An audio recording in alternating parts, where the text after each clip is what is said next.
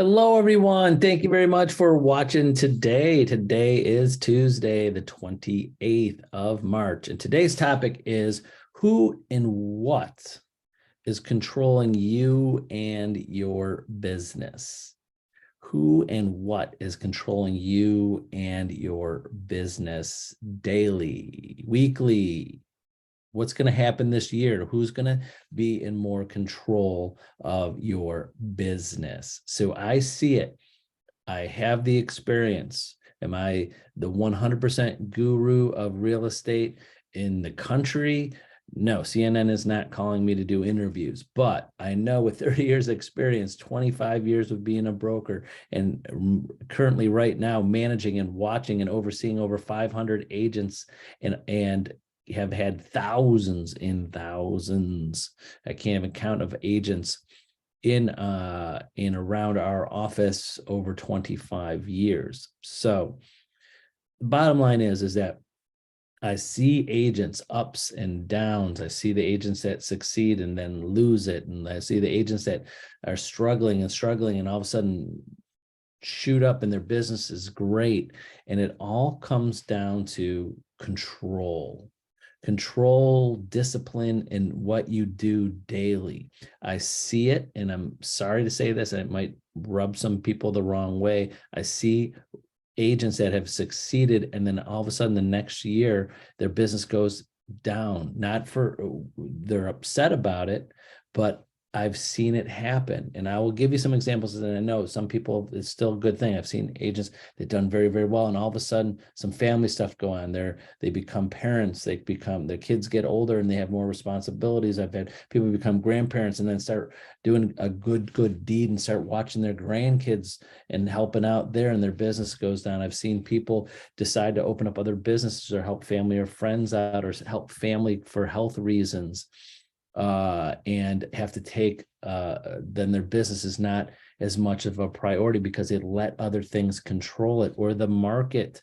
I have agents that are do more with investors or banks, and I see their business that's controlled by the market, and we're investors when the investors want to buy, or banks are selling, or foreclosures, or people just waiting for people to come to them. Like the last couple of years, a lot of people, the buzz was, you got to buy. That's why people were buying houses way over list price. So more agents were getting business because the market was pushing buyers to buy. Now it's changed a little bit. Now it's more of a normal market. It's not a bad market. It's more of a normal market. People are only buying if they need to buy as much because the rates are up a little bit. And I say a little bit because they're not high. I hate when agents start to get off on a tangent. You never say the rates are high. They're not high compared to what? Compared to yesterday, last week. You don't say, hey, rates are low because they came down to 6.5 and they were 7 last week.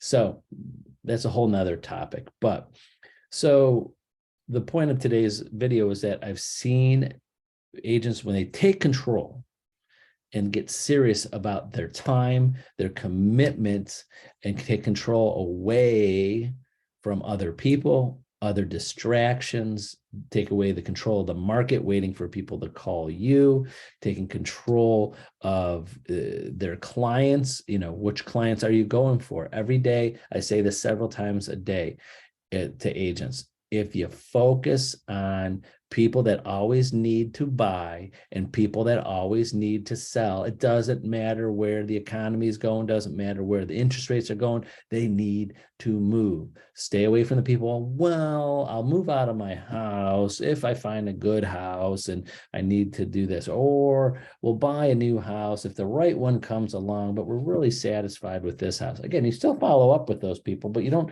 look for those people. Now, people, again, I've seen agents target different groups of people, like investors or banks or people that just for whatever reason are looking to become real estate investors, and that will get controlled by the market and the economy. If you're always looking for people that need you, it's kind of like, bad example is that if doctors were out there, not too many have to go out there and market themselves. But if they were doing, they're looking for people that are sick. They're like, I don't need to see you if you're healthy. I'm just looking for people that need my services. So when you're marketing yourself, if you're really telling people, I'm looking for people that are in need of an agent, they need to buy, they need to sell today, tomorrow, next week, next year, and you'll start asking these questions, and I'll work with you individually on what questions to ask, what things to ask people to get those referrals. Example, I know there's a lot more agents getting in the business that are a little bit younger in the aspect of right out of college. I have some agents that are still in college. Perfect time for them.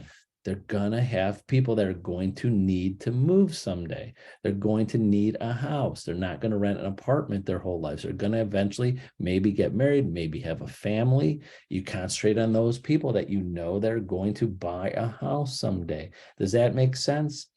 So you get to control every day. The great thing about real estate, the great thing about sales is you get to control who are you calling, who are you prospecting, who you're following up with, who's in your database, and rate them A, B, C, D, F.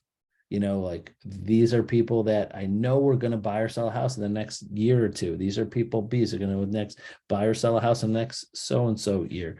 Not to be an ambulance chaser, but if you know people that their parents are at certain rate age where they're going to maybe retire or move, to Florida, or, maybe if you see on Facebook and social media, people are talking about, unfortunately, they're having a family, their mother or father, and might be moving to assisted living soon.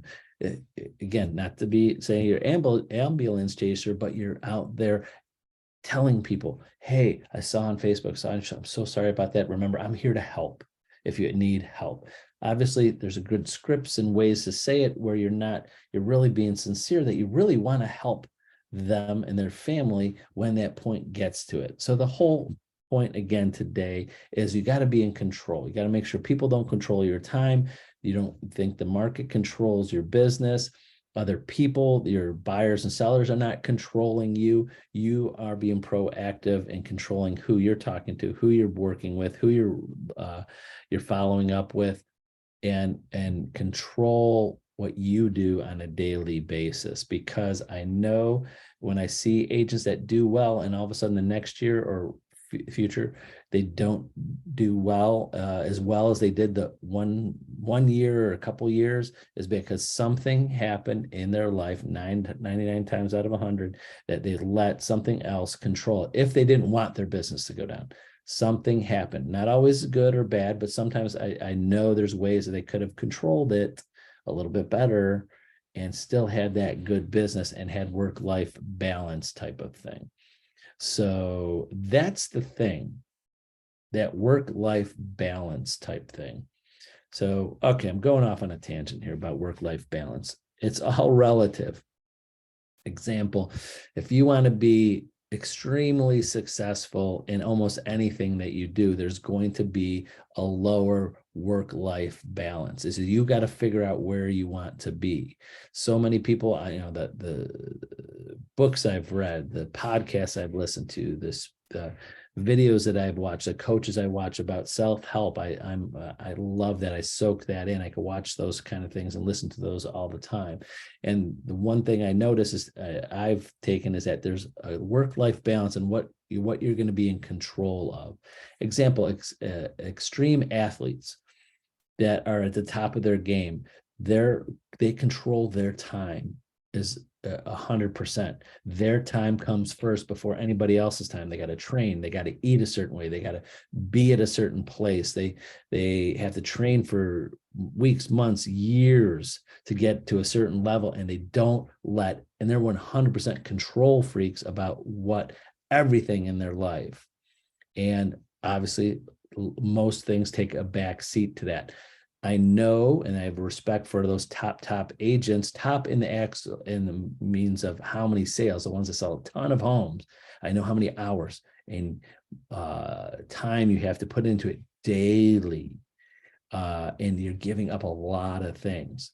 It's those people in the middle. They go, I want to do great, and this is one thing, and I teach my kids this too, my vision. You're not going to be great with 8-hour work days. You're not. You could be good. You could be okay. You could be better than average. You want to be great. You want to be better than everybody else. You got to work harder, work longer, and you can't do it in an 8-hour day. If you're working the same amount of hours that everybody else is working, you're going to end up like everybody else. Steve Jobs, Bill Gates, Elon Musk, Jeff Bezos. I'm just throwing out names, not talking any political or ways of views of them, but these people don't have work-life balance, or did. The ones that passed, don't have work-life balance. They work, and that's why they got to where they are today. Now you have to decide where that is, and it all comes down to why I got off on that tangent. Control. Who's controlling you? Are you controlling you? Are you the driver's seat in what you do every day? Where do you want to control? How much of your day, how much of your week, how much of your month you want to control and dedicate to being better at something? Health, relationships, business, spiritually, mentally. You got to control that time. And make sure you're in control of that, or your things are going to fill their way in. There's always things around your life. If you have people in your life and other things in your life and family and friends and other hobbies and other distractions, watching TV shows, TikToks, social media, all this, there's so much stimulus out there that if you don't take control of it, it will fill it in there and take you away from what you're focused on. So hopefully that made some sense and give you something to think about. And one thing you can do is, to really understand this, is keep a journal of your time. How much time you're spending on different things. How much of your time are you spending on your phone? How much time are you spending on emails and texts and phone calls and actual work, and how much time are you on social media?